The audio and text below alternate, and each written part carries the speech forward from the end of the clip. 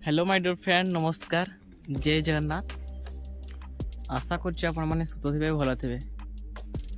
तो मु मोर परिचय दे दूची मुझे लोकनाथ नायक।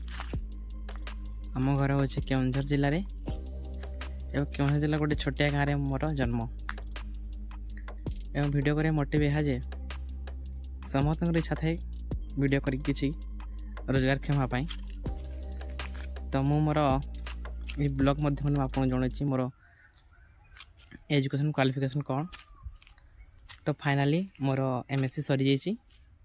बर्तमान एवं मु स्टडी प्रिपरेशन करुच्ची माने पाठ पढ़ा सहित किसी एक्सट्रा अर्निंग करने चाहूँगी तेणुक मुझे ब्लॉग वीडियो बनाऊँगी।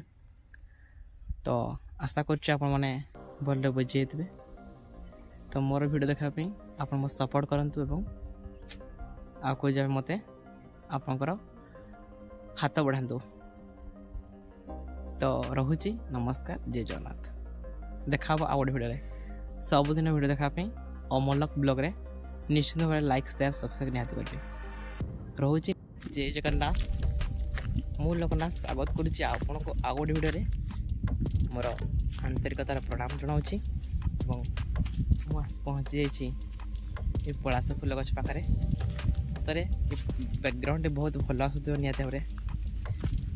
तो जीवन में जिते बड़े कष्ट आसिले के पछ देख देवाई चेष्टा करनी आगे बढ़ी चली देखा कौन हो। तो निहाती भाव सपोर्ट रहा आपंकर